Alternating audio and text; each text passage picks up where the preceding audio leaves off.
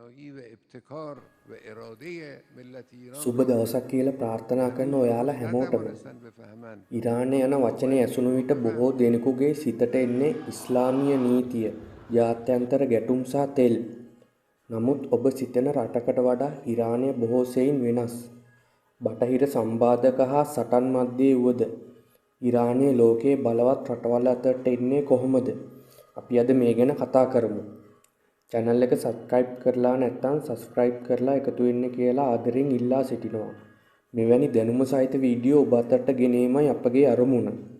ඉරානයේ ඉංජිනේරු තාක්ෂණය හා විද්‍යාවේ විශේෂ තැනක් හිමි කරගත් රටක් ලෙස හැඳින්විය හැකි 2015 වසරේදී ඉංජිනේරු නිෂ්පාදන හා ඉදිකිරීම් උපාධිධාරීන් 2,33,000කට වඩා බිහි කරපු රටක් ලෙස නම් දරා සිටිනවා.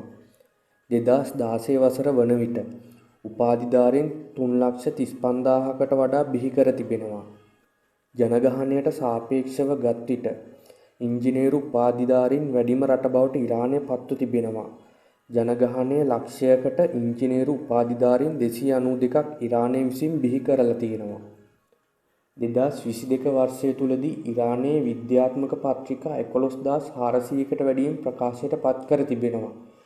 මෙය ලෝකයේ 3 වෙනි ස්ථානය හිමි කරගන්නවා. මෙම ජයග්‍රහණය බටහිර බලවතුන්ද තැතිගන්වන කරුණක් බවට පත් වුණා. 2005 වසරේ තමයි මොවුන් තමන්ගේ පළමු චන්ද්‍රිකාව අභ්‍යවකාශගත කළේ.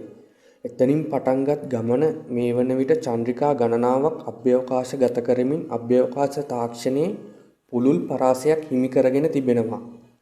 ඉරානයේ වෛද්‍ය තාක්ෂණය ගැන කතා කරන විට කෘත්‍රිම හදවත් හා කෘත්‍රිම අවයව පිළිබඳ පර්යේෂණවල මොවුන් නිරත වෙලා තියෙනවා. තවද බෝවන රෝගවලට අවශ්‍ය එන්නත් හා ඖෂධ නිපදවීම පිළිබඳ වැඩි සැලකිල්ලක් දක්වනවා. මෙහි කැපිපෙනෙන ලක්ෂණය වන්නේ විද්‍යාව හා ඉංජිනේරු අංශයේ 70%ක පමණ පිරිසක් කාන්තාවන් වීමයි. ඉරානයේ අපනයන ආර්ථික ක්‍රියාවලී ඉහළ තැනක් තෙල් හා ගෑස් වලට හිමිවන අතර මෝටර් රථ ක්ෂේත්‍රයේ වාර්ෂික නිපදවන මෝටර් රථ ප්‍රමාණය මිලියන 1.4ක් පමණ වෙනවා. ඉරානය විසින් මෝටර් රථ නිෂ්පාදන ක්ෂේත්‍රයේ 20 වෙනි ස්ථානය හිමි කරගෙන සිටිනවා. මෙමගින් මොවුන් කාර්මික අංශයේද දියුණුවක් මැනවින් පෙන්눔 කරනවා.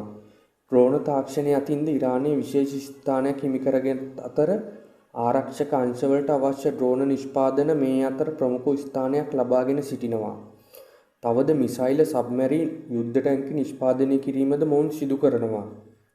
2023 ගෝලීය දර්ශකයට අනුව ඉරානය 14 වෙනි බලවත්ම හමුදා රටක් බවට පත් වෙනවා. මෙය 14 වෙනි ස්ථානය ගත් කල ඊශ්‍රායලයේ 17 වෙනි ස්ථානයේ තමයි ඉන්නේ. කාර්මික අතින් දියුණු රටක් විදියට ඉරානය හැඳින්විය හැකි. GDP රෑන්කින් වලින් ඉරානය 36 වෙනි ස්ථානය හිමි කරගෙන තිබෙනවා. ශ්‍රී ලංකාවට හිමිවන්නේ 71 වෙනි ස්ථානයයි. මේ මගින් රටේ ආර්ථික ශක්තිමත්භාවය පෙන්눔 කරනවා. ඉරානයේ ප්‍රාථමික අධ්‍යාපනයේ සිට විශ්වවිද්‍යාල අධ්‍යාපනය දක්වා අධ්‍යාපනය නොමිලේ ලබා දෙනවා. මේ මගින් ඉරානයේ සාක්ෂරතාවයේ 90%කට ආසන්න අගයක් තමයි පෙන්눔 කරන්නේ. ඉරාන පුරවැසියන්ට සෞඛ්‍ය සේවාව නොමිලේ ලබා ගැනීමට හැකි වෙනවා. මේ අතර ප්ලාස්ටික් සැත්කම් වලින් ලෝකයේ ඉහළ පිළිගැනීමක් ඉරානයට හිමි වෙනවා. බටහිර ජාතිකයන් පවා ඉතා ගුණාත්මක සෞඛ්‍ය සේවාවක් ලබා ගැනීමට ඉරානය වෙත පැමිණෙනවා. ඉරානය ඉස්ලාමීය රටක් වන අතර ශියා ඉස්ලාමීය රාජ්‍යයක් වෙනවා. කාන්තාවන් හිජාබ් පැළඳීම අනිවාර්ය කර ඇති අතර මත්පැන් පානයද තහනම් කර තිබෙනවා. ඉරානය මෙතරම් දියුණු රාජ්‍යයක් වීමට පැමිණි ගමන් මඟ එතරම් පහසු වුණේ නැහැ. බටහිර රටවල ආර්ථික සම්බාධක හමුවේ නොසැලී තම රට තුළම තමන්ට අවශ්‍ය ඖෂධ යන්ත්‍ර උපකරණ නිෂ්පාදනයට පෙළඹුණා. 1980ත් 1988ත් අතර කාල වකවානුව තුලදී ඉරාන ඉරාක ගැටුම විශාල ලෙස ජීවිත හා දේපල හානි වලට මුහුණ දුන්නා.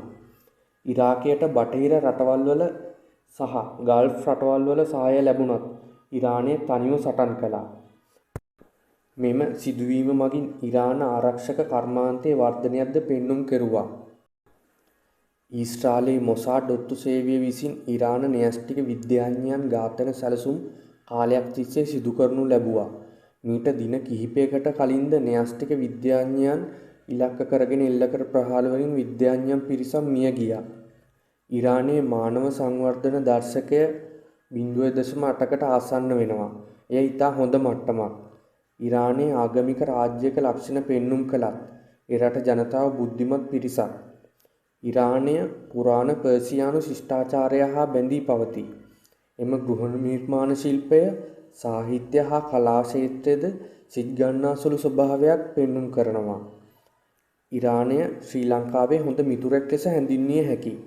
ඉරානය බටහිර බලවේගවලට යට නොවී ස්වෛරී රාජ්‍යයක් ලෙස කටයුතු කරනවා. ශ්‍රී ලංකාවේ තේ අපනයන අතර ඉහළ සිටින රටක් තමයි ඉරානය.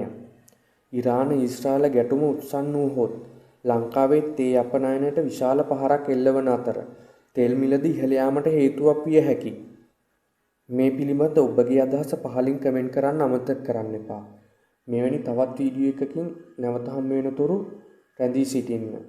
වීඩියෝ එක හොඳ නම් ලයික් එකක් දාගෙන යන්නත් අමතක කරන්න එපා. ඔබට සුබ දවසක්.